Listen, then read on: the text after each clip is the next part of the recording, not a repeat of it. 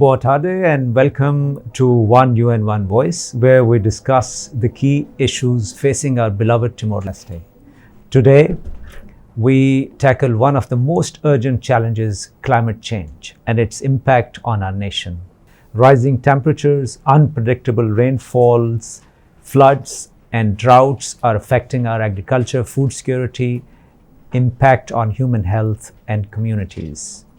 In Timor-Leste, loss and damage describes the severe impacts of extreme weather events such as floods, droughts, landslides, and rising sea levels that damage homes, land, livelihoods, and force people to move, even though we contribute little to global emissions. Joining us are four distinguished guests leading efforts in policy, international cooperation, and practical climate action. Let's meet them. Ambassador Adão Barbosa, Ambassador at Large and Climate Affairs Representative, Government of Timor-Leste. We have our second guest is Mr. Shobari Guterres, Project Manager, UNEP GCF Project on Early Warning Systems. Then we have Mana Timna Latif. She is Team Lead and Technical Officer for Climate Change and Environmental Health at WHO Timor-Leste. And finally, we have Mana Felisberta da Silva. She is Head of the Climate Change and Environment Unit at UNDP at Timor-Leste. Welcome to the One UN One Voice program on climate change and climate action. Thank you for joining us today. So in the first program, in the first episode, we talked about, the issues and the challenges Timor-Leste is facing. In the second half of this program, in the second episode, second part of the program, we'll be talking about, the solutions and opportunities. So I will start my question around, community action and grassroots solutions. So Ambassador Adão, what role you think do communities play in climate adaptation, especially in reducing loss and damage from events such as flooding, droughts, and coastal erosions? Are there successful local projects, do you think we can learn from?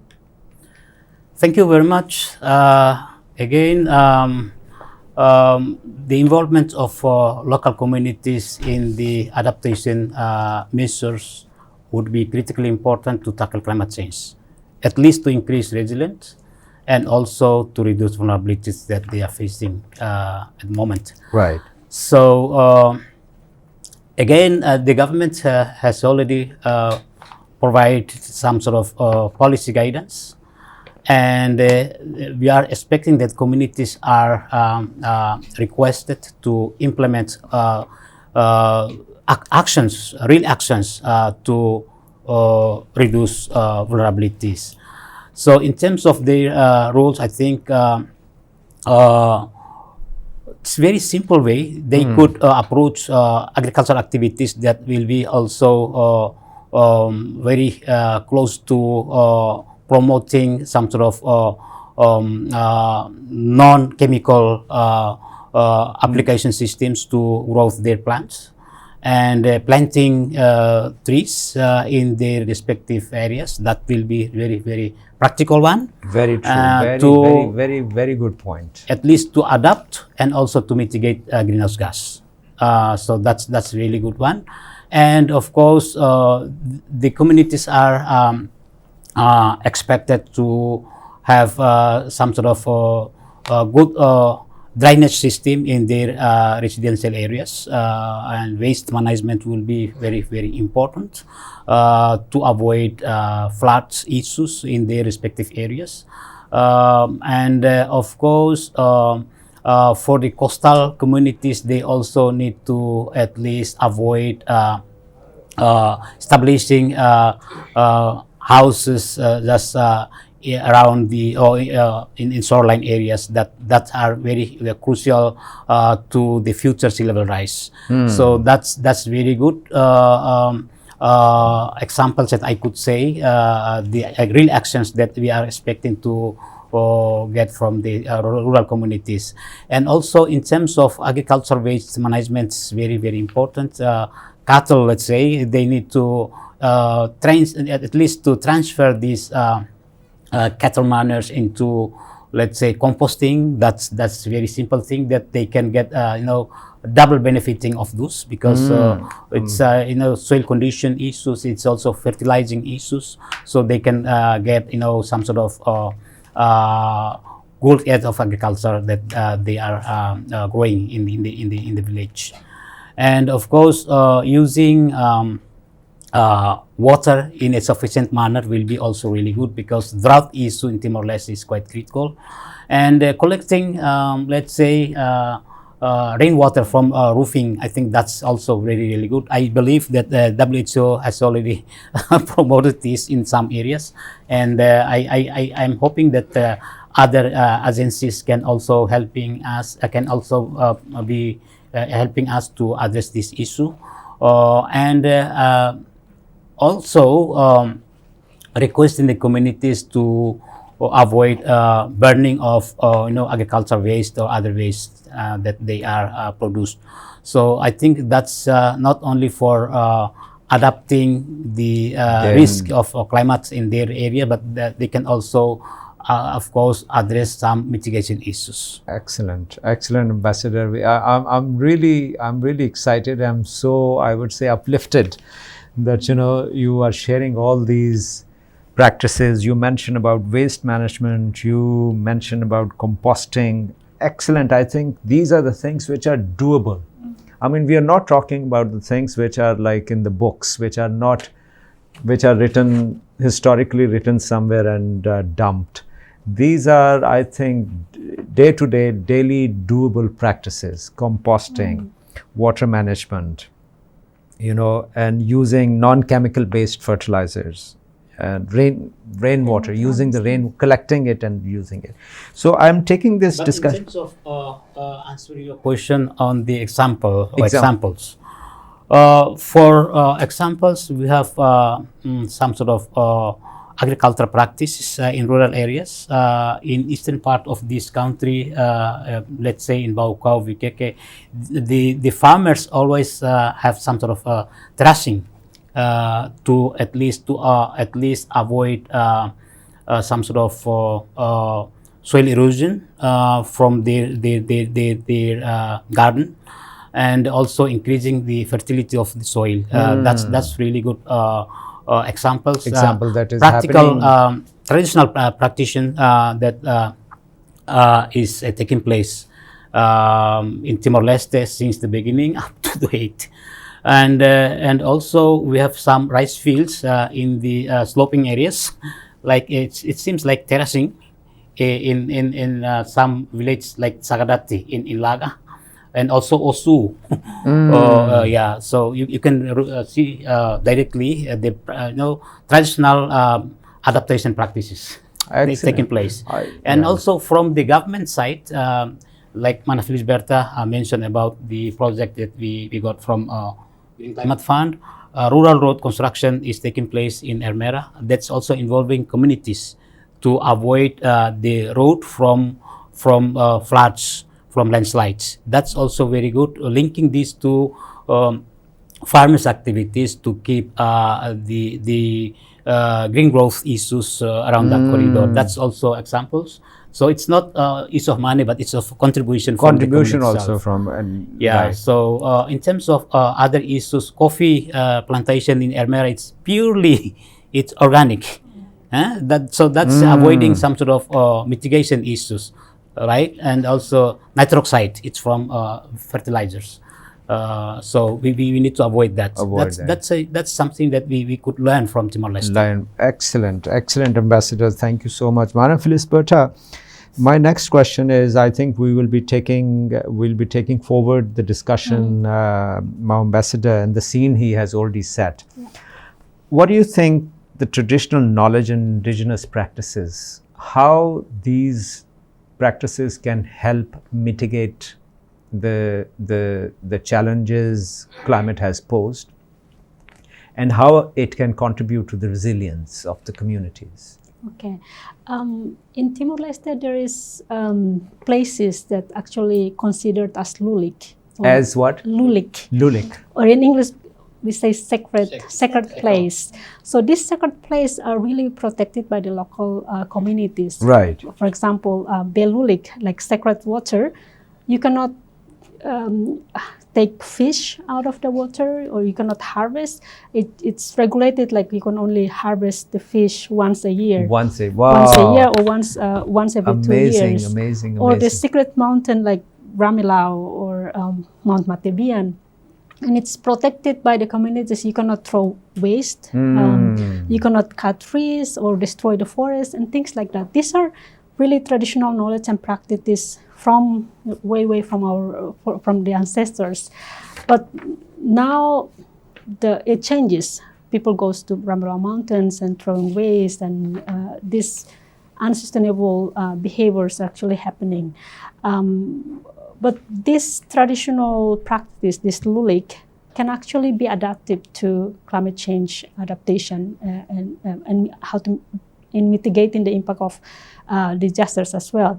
The Tarabandu has been used by government, by development partners in protecting the environment. For example, the coastal resilience building projects that were implemented, I think 3-4 years ago, used Tarabandu as a mechanism to actually protect mangrove forest. So the Tarabandu established by the local communities. There is it's called Tarabandu. Lianings and community members, where they discussed the rules. They discuss and agree on the rules, regulations to protect the mangrove ecosystem. For example, banning the community to actually have free livestock rearing, or cutting the mangroves, or overfishing. For example, in Bemalai and Mabara, overfishing. These are examples of regulations that local communities and the elderly, or Lianine, we call it Lianine, actually decided. And there is material fines and punishment for whoever actually disobeys the community rules set together. Rules that were set.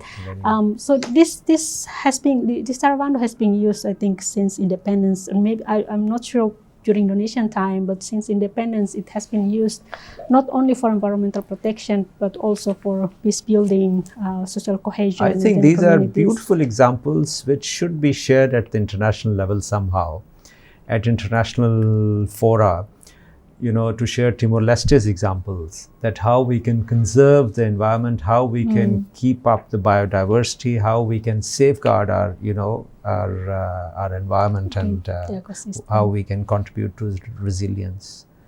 Amazing. Yeah. It's really great that the Timor-Leste National Adaptation Plan actually considers. It's part of the National Adaptation Plan already. Yes, already part of the National Adaptation Plan. It considers Tarabandu as the best mechanism, one of the best mechanism for Timor-Leste context to actually involve communities in the implementation of adaptation measures at community levels. Thank you, Mana Felisberta. Thank you so much for sharing this wealth of information and knowledge with us. I'm really excited personally, and I think these examples, wherever I get an opportunity, I will definitely share. And I'm sure our listeners, our viewers, will learn from these practices and experiences. Mon Shubari, I mean, while talking about the traditional knowledge, while talking about the community action at grassroots level, what do you think our local farmers can take those steps, to cope up with the impacts of extreme weather, all these things? How can they do, and what can they do? Okay, thanks. So under UNEP Green Climate Fund project, also implemented some activities in the ground at grassroots level. So currently, we are implementing the community-based air warning system in three municipalities. Bocau, Manatutu, BKK, and Los Palos. So focus on the air warning system, establishing the air warning system in the community level, provide disaster management training, and also set up the equipment for megaphone, sea level rise marker, water level rise marker with the communities. So coming to the agricultural sectors, UNEP is signed UN to UN agreement with FIO to establish the one system we call agriculture index stress system. So ASIS, agriculture stress index system, ASIS. So it was done by agriculture. So FIOs provide technical assistance to Ministry of Agriculture to setting up this system, and also provide a bulletin every 3 quarters, every quarter to the communities, because they ASIS system is developing to do the forecasting for the drought, long drought. So once the information is collected through this system, and they will develop the agromet bulletins and share with the extension officers, and also community leader to share with the communities. Because for example, in the drought seasons, so once FIO develop this bulletin, they have a recommendation. For example, for the long drought seasons, what the crops the community have to be planted. They have to plant the drought crops that resilience to this the drought situation, so community can be resilient in the drought seasons. So that was the initiative that we are doing with the Ministry of Agriculture, and other line ministries. Line minister is technical support from the FAO, because we have the technical partners who's working with UNEP. We have the UN agreement, so UNEP FAO is doing this activities in the ground. So we also have a project cooperation agreement with the RIMES. So one international agency is based in Bangkok. So they are developing the Sesame system. They call the Sesame is a specialized expert system for agrometeorological early warning for agricultures. So this Sesame system is customized to Timor-Leste context now. So they will have a lot of information coming from the Minister of Agriculture to the farmers. We also provide the 530 tablets to extension. Once those information generated for Climate Information Center, it's coming to the Minister of Agriculture, and the extension will disseminate to the farmers what the crops that the farmer is going to plant. So those initiatives we are doing close to the communities with the technical support from RIMES and also from FIO. Excellent. Thank you, Maush Shabari. Thank you very much for sharing your thoughts and inputs.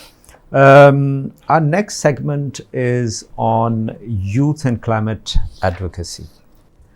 And I will open our discussion on this segment with Ambassador Adao.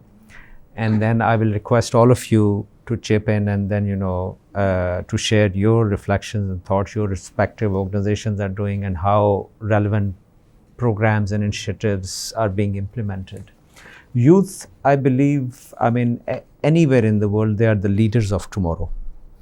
They are the movers and shakers. And likewise in Timor-Leste, 65% plus is youth. 65% plus part of our population is youth. And they are going to play a pivotal role in the development of Timor-Leste in the coming days. Ambassador Adao, we look forward to you to guide us and to share your reflections that what part youth can play in terms of loss and damages, in terms of climate action, in terms of climate change, in terms of making our environment sustainable, and what kind of role they can play in advocating, first of all, becoming the change makers, and then advocating the change. Thank you very much. I think that's a very good question. Firstly, they need to understand that the youth of Timor-Leste needs to understand first what are the climate change issues. So to understand this, we need to have a capacity building from short, medium, and long-term capacity building issues. So what we are doing now as government agency, we from the Ministry of Foreign Affairs and Cooperation, we negotiated we discussed with agencies and also embassies to provide some sort of facilities with regard to medium and long-term capacity building. In terms of discussing with the Embassy of Australia, and New Zealand and others, we always mention the importance of long-term capacity building into their respective scholarships. So I think the government of Australia and also New Zealand are integrating all those priorities into the annual scholarships. So we are hoping that youth colleagues can go and study more about climate change issues, because this is not for today, that's for tomorrow. You are right. So secondly, universities in Timor-Leste, they are also doing some sort of teaching exercise. I think we need to integrate climate change issues into national curriculum from the beginning up to tertiary studies. So we need to have that sort of approach to enhance understanding, knowledge from the very beginning. From the very beginning. From the very beginning, Yeah. and I continue doing that. Yeah. To tertiary and Exactly. So I higher am education. also part of that system. I am from the National University. I'm a lecturer. We integrated climate change issues into one of the subjects that's climatology and also meteorology issues under the Faculty of Agriculture. We provide some sort of basic knowledge on the climate change adaptation, mitigation issues into that sort of curriculum issues and also subject issues. So try to understand first. And then after that, we also need to have some sort of youth organizations to be established more. I am invited by Laudato Si as youth organizations in taking actions related to climate change adaptation, mitigation, and addressing loss and damage. We provided some sort of information to them. I think we also provided training to them from Foreign Affairs, myself, and also my colleagues, Alice sitting there. So we provide that sort of training to our youth organization colleagues. And they can, based on the understanding that we share with them, they can take actions. And they further provide some sort of trainings to other colleagues out there to try to understand what are the issues related to climate change adaptation, mitigation, and loss and damage. And then from university sites, they always have a social service every 6 months. Let's say for National University, we include this some sort of climate change program into our social service program issues. So when we release our students to different villages in Timor-Leste, they can extend this knowledge, not only extend, but they can implement, they can have some sort of further dissemination issues at community level, and also actions related to composting, agriculture practice. Those things you mentioned already. I mean, those solutions. So that's something that community level. Yeah, community level actions that could be provided by our youth colleagues. And then, of course, they can take very important roles to, one, research. Once they understand about the issue around climate change, and also real actions with the communities. To take action, they need to distribute or disseminate information into local community levels. And then with communities, they need to do more. At national level, they can also collaborate with the government, provide some sort of further advocacy to the government to take actions that we have already put in place as part of NAPS and also NDCs. Thank you. Thank you, Ambassador. So, Mana Felisberta, I mean, we will take the discussion, the scene set by Ambassador about, the youth-led initiatives. Please enlighten us. I mean, are there any youth-led initiatives happening at the moment in Timor-Leste? One is already mentioned by Ambassador Adaun, the Laudato Si movement in Timor-Leste. I think it's the biggest youth movement in Timor-Leste right now that advocates for climate change adaptation and mitigation. And I think their representative actually participated also in COP, which is really good. They represent youth of Timor-Leste in the climate negotiations. But other youth-led initiative, the Mangrove Study Center in Hera is also established and managed by a youth-led NGOs. Their work is very, very important because they are actually protecting the mangrove and also rehabilitating the mangrove ecosystem, which helps prevent sea level rise, but also protecting against tsunami if it happens in the future.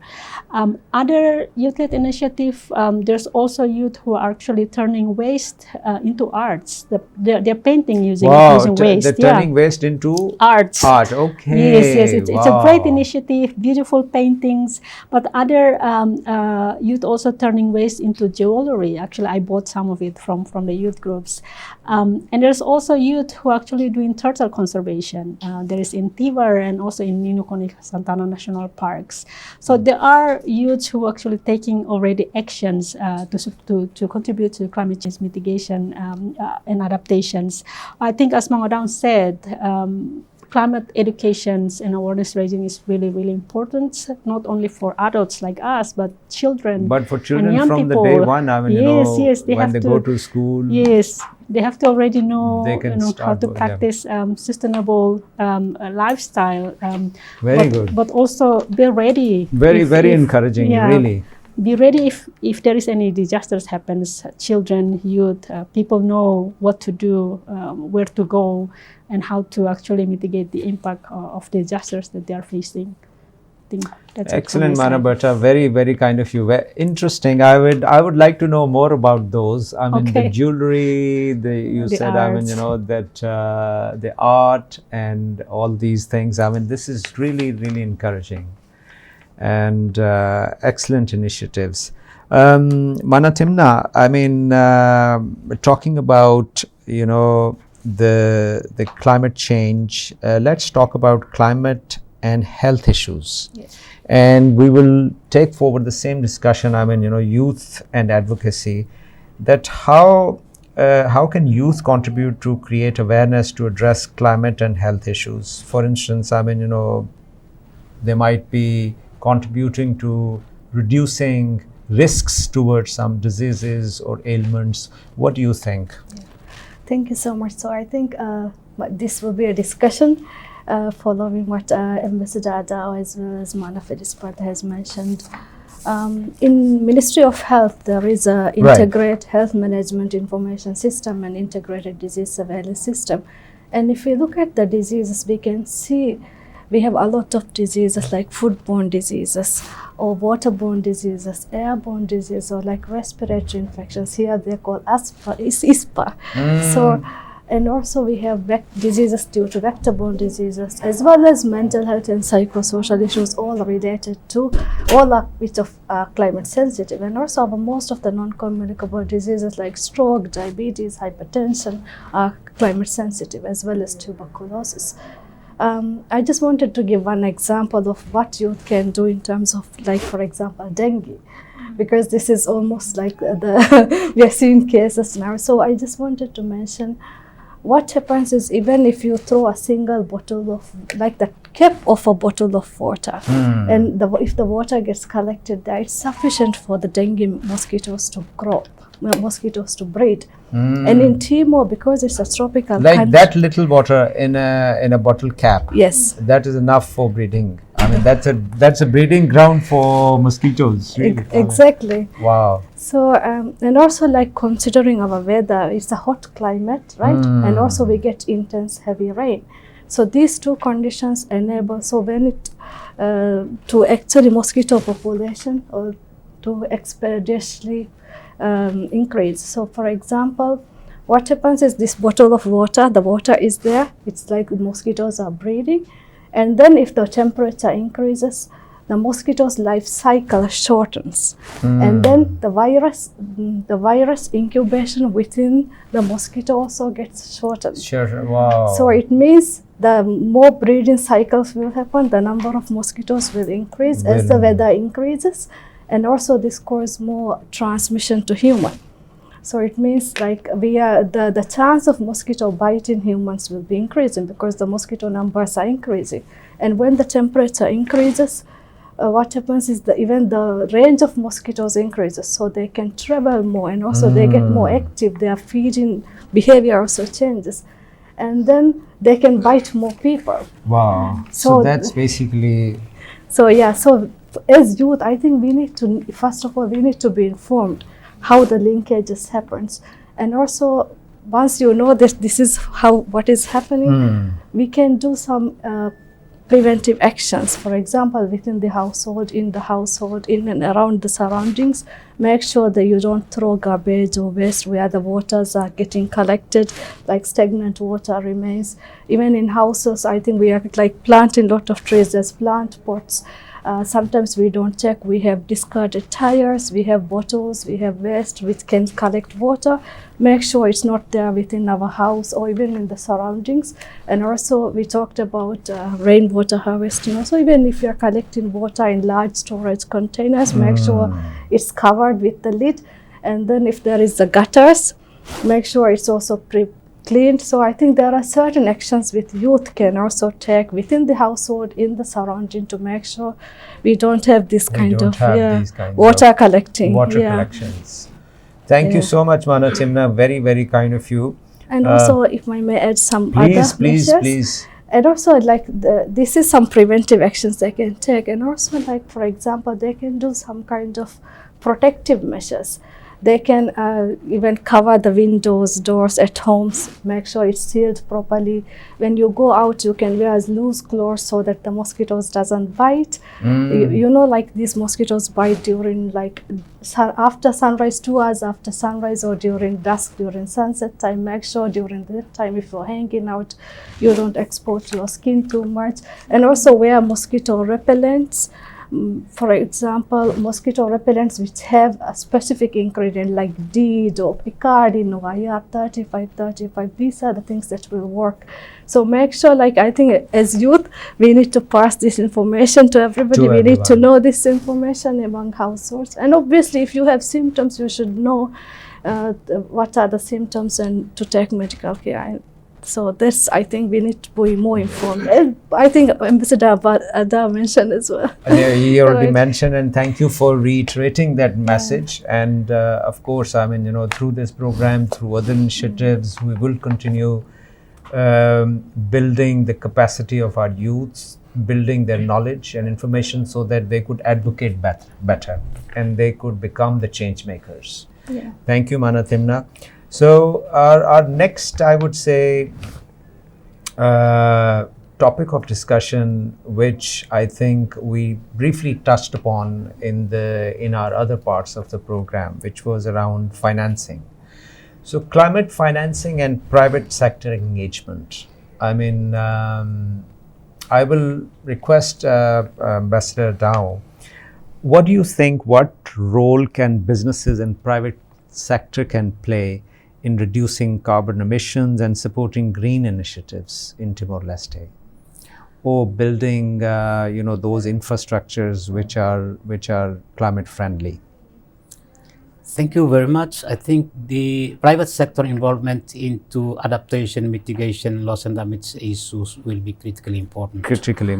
So in terms of mitigating to greenhouse gases, I think it will be almost not possible for the government to implement measures related to promoting, let's say, renewable energy technology at community levels. It should be coming from, or at least to get some sort of support provided by the private sectors. And we also do see that their involvement in agriculture sector will be also critically important to at least promote organic agriculture development issues with the communities in rural areas. I think that's very important.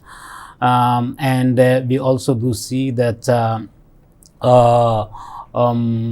business colleagues, they can also help the government to rehabilitate, let's say, mangrove. I think some of the mining companies in Timor-Leste, they've already facilitated to grow some sort of mangrove rehabilitation in here. I think that's also a really good one as continuation of the project that we had with GFLDCF. It was $7 million US.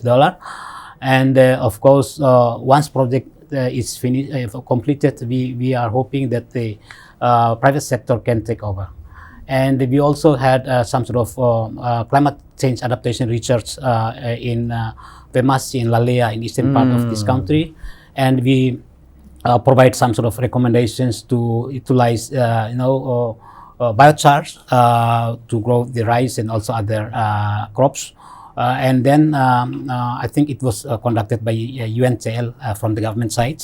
But then once the project completed, we provide some sort of further recommendations to the private sectors to involve. I think it was also ASELDA as one of the private sectors from eastern part to take of these roles. I think to promote the utilization of biochars to grow the rice, and then they actually promote this at farmers level, and then they can buy rice from rice producer from farmers. So that was really good initiatives. And also it was not only in eastern part, but also it was also in Malian as well. We conducted research and we provided recommendation to involve a private sector to utilize biochar or to produce biochar further. And it was also followed up by the private sector. But coming back to the renewable energy technology, I think that's critically important. At the moment, we are only having some sort of 11% of electricity that is, or at least our power that is coming from renewable energy one. So we really need to develop this issue more by involving private sectors in this process. I think that's very important. That's very in terms of addressing loss and damage, of course, rehabilitating of some rural infrastructures, I think that is being led by private sector, not from government side. Let's say from UNDP and the Minister of State Administration's project on the rural roads, small-scale rural infrastructure. The subcontracts are mainly from private sector. So that's how the government can involve private sector into the corridor of adaptation, mitigation, and addressing loss and damage. Thank you, Ambassador. Very, very kind of you for thoroughly touching on all these aspects. Colleagues, any other additions from your side? Mana Felisberta, Mao Shobari, I'll open up the floor. Maybe you can go ahead, and then Mao Shobari, and then Mana Timna, and then we will move to the closing of the... Okay. I think there are actually investment opportunities available right. internationally, financial, especially from private sectors, investments that are available.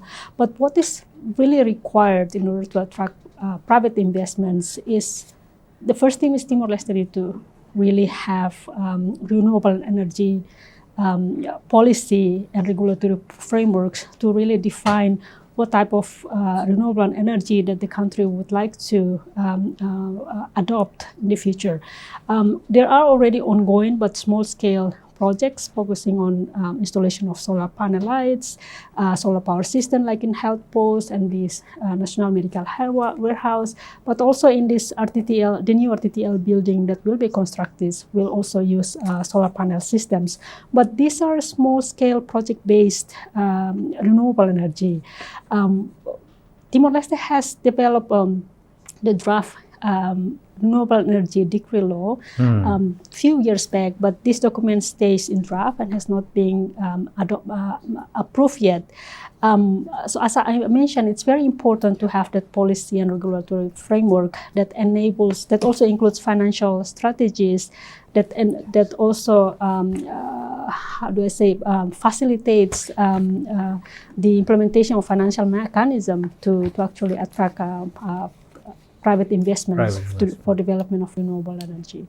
Shobari? Yeah, Any additions to the private sector Just to add engagement? to what Ambassador Daun and Mana Felisberta has mentioned. So under the project, we also have a few initiatives to develop, because to involve the private sectors in the project as well. Because we are developing the climate business models, and for supporting the government, particularly with the Minister of Transport and Communication, because this financial climate financial model developed, it will provide more opportunities to private sector, so they can also invest in enhancing the climate observation network in Timor-Leste. That really helpful. But also try to this policy document has to be adopted to the government level, so private sector can participate in the climate observation network.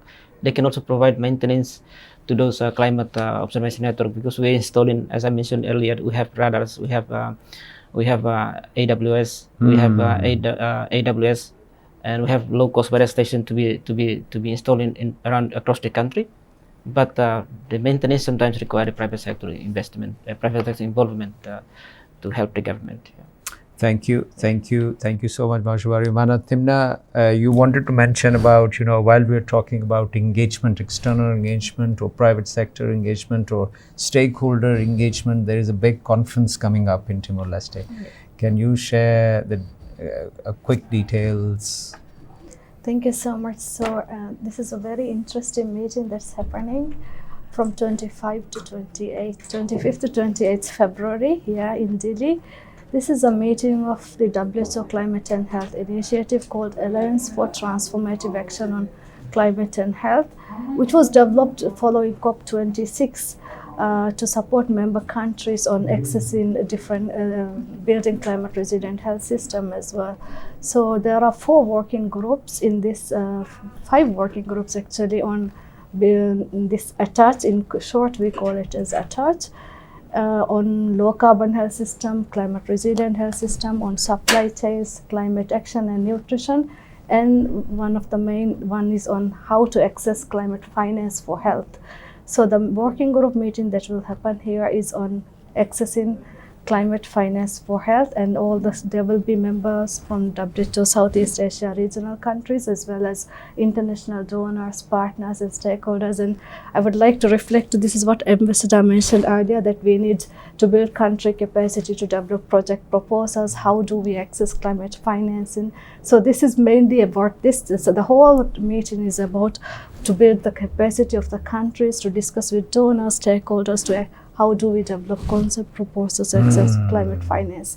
So this would be very useful for the country. For the country. Thank you, Mana Timna. While we are talking about the upcoming initiatives, my last and final question to Ambassador Daun on another upcoming big event, COP30 in Brazil. What do you think, Mao, that and how do you foresee this global summit influencing Timor-Leste's climate policies and international support efforts for us, and globally and for Timor-Leste? Thank you very much. I think COP30 will be focusing on the mitigation work program and also global goal and adaptation. COP29 recently in Baku, Azerbaijan, just decided procedural issues towards the mitigation work program itself, and also global goal and adaptation. In terms of global goal and adaptation, I think by COP30, it will be taking decision on the real main issues, and also each thematic area needs to have outcomes and qualitative and quantitative manner issues. So it will be helping developing countries like Timor-Leste to enhance resilience, linking these to global temperature goal. I think it's 1.5. If we don't reach 1.5 degrees Celsius because of some reasons, political reasons, we can have enough facility in place to address adaptation issues and also loss and damage issues. So in terms of defining the thematic areas, there are issues related to health, agriculture, food security, infrastructure, and so on so far that was defined or that were defined by COP28, and now 2020, COP25 they provide some further guidance, and COP30 will decide real critical issues on global goal and adaptation, but with regard to financial support in place, technological support in place to support developing countries that are vulnerable to the impact of climate change. And in terms of mitigation work program, there will be a decision on how best all developing countries, but especially developed world, they can take more clear actions on mitigation measures in their respective nationally determined contributions, so that we can reach 1.5 degrees Celsius, we can reach carbon neutrality, zero net emission by 2050. So decision on mitigation work program will be decided at COP 2030 in Brazil. Brazil. But in terms of impacts of those decisions to Timor-Leste development, I think adaptation needs to be linked to the national adaptation priorities that are well captured under the NAPs of Timor-Leste and also NAPAs of Timor-Leste. Those will be critically important with regard to financial support. That's very important, because agriculture and food security and water issues, health issues are critically affected by the impact of climate change. So we need to have support for this. By COP20 decision, we can get means of implementation for addressing all those priority issues in Timor-Leste. And in terms of mitigation issues, I think we will get some sort of benefits, because temperature limits will allow us to adapt, right? That will be also really good. But there are some risks, because some of emitting countries, they are moving away from Paris agreements. You know about that. I really don't want to mention country A or B, but it's some sort of challenge that we are facing, and we start discuss this issue to the outcomes that we are expecting to receive from COP30. And then last but a very important decision will be taken at COP30 will be fully operationalization of fund for responding to loss and damage. Because we have already established the secretariat under the World Bank, independent secretariat, but it will be managed by the board of the fund for responding to loss and damage. And we have already nominated head of secretariat, executive director, and then by having all those arrangements, we can fully operationalize fund for responding to loss and damage by COP30. That will be really, really important, and we very much look forward to get more pledges and translating the current pledges into contribution agreement. That will be critically important. Thank you so much. Thank you, Ambassador Adão Barbosa. Very kind of you. So last round, key message for Timor-Leste from you, from Mana Berta, Mau Shabari, and Mana Thimna.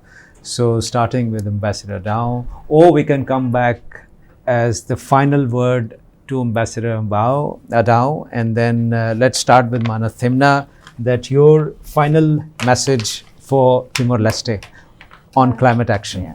Thank you very much. I think my message would be Timor is a very, very beautiful country.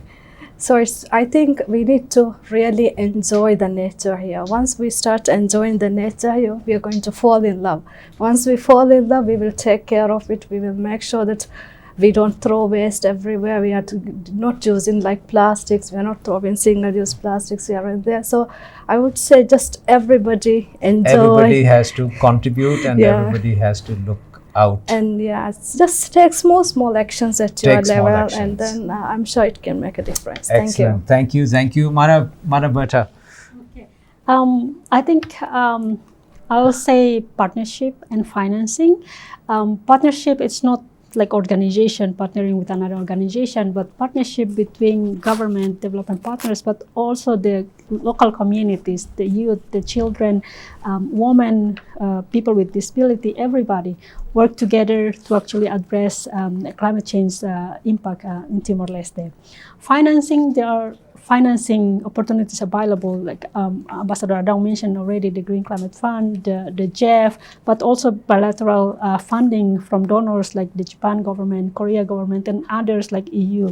So the financing is there available, but it's the partnership between governments and development partners to access this funding to enable implementation of the NAPs and all the other documents, strategic plan, climate change policy, and strategic plans that already developed to actually build the resilience of the local communities, but also mitigating the impact of climate change. Thank you, Manabata. Thank you. Partnership and financing. Mau Shabari, your last and final message. My message, I think climate change is a real threat to our country, to the world. I think Global Environment Facility in Timor-Leste, I think we need a strong collaboration between government and UN agencies so we can tackle this climate issue together. Thank you. Thank you. Strong collaboration. Mau Ambassador Adang Barbosa, your last and final word. Thank you very much. And communities' involvement in the climate actions will be critically important to enhance our capacity to adapt, address the real loss and damage that we are facing at our own residential areas. But in fact, we also need to have some sort of knowledge sharing and also support provided by different agencies and also entities in terms of financial support, technological support, and also capacity building support. So we need to have some sort of real action because climate action is happening now, climate impact is happening now. So we need to take action now, not for tomorrow. I mean, there are so many things happening, I tell you. Thank you so much. Today's discussion has shown that climate change is not just a distant threat. It's here, affecting lives in Timor-Leste through significant loss and damage. Each one of us has a role to play, whether it's reducing waste, supporting clean energy, or demanding stronger policies. Every small step contributes to a bigger change. Thank you to our esteemed guests for sharing their insights, and thank you to our viewers for joining us. Let's work together for climate resilient Timor-Leste.